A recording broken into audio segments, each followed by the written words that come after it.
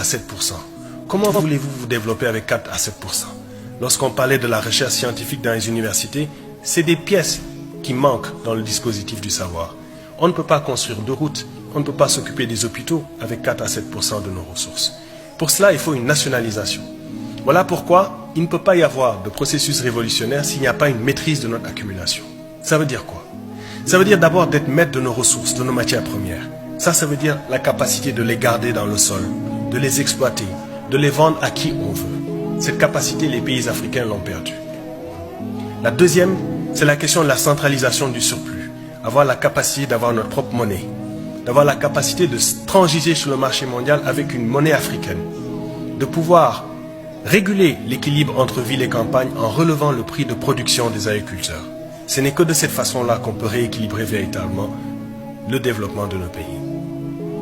Troisièmement, c'est avoir la capacité de la reproduction technologique, de pouvoir aller à notre rythme, même si les brevets frappés d'obsolescence sont difficiles à reproduire, que nous puissions ensuite avoir un système d'industrialisation qui va soutenir une agriculture.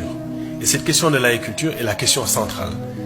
Vous savez qu'en 1900, dans le congrès de Sylvester Williams, la question c'était l'accaparement des terres.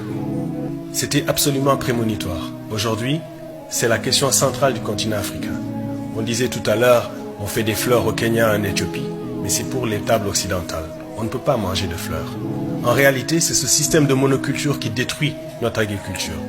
Ce qu'il nous faut, c'est plutôt une agriculture vivrière capable de résoudre l'autosuffisance alimentaire, de produire à l'échelle du continent, afin que les prix du marché intérieur de biens de consommation de masse du continent africain soient vraiment réglés. À ce moment-là, nous faisons ce que la Chine a réussi, c'est-à-dire créer son propre marché et pouvoir ensuite compétir sur le marché mondial. Un des points qui est le plus important, c'est la question de la défense stratégique. La défense stratégique, c'est notre capacité de compter sur nos propres forces. Or, pour l'instant, et j'y reviendrai, l'essentiel de notre dispositif militaire a été quadrillé.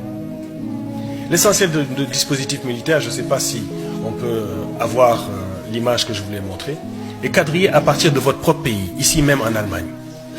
Les représentants du Burkina Faso, Compaoré, même le président Zida, qui est devenu Premier ministre, étaient responsables de l'Africom, une base qui est ici même, dans votre pays, à Stuttgart, qui est le dispositif américain qui coordonne tout le système de recolonisation militaire du continent africain, que vous savez peut-être confusément.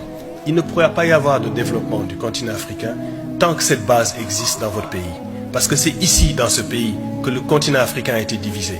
Et nous ne laisserons pas ce pays recoloniser le continent entre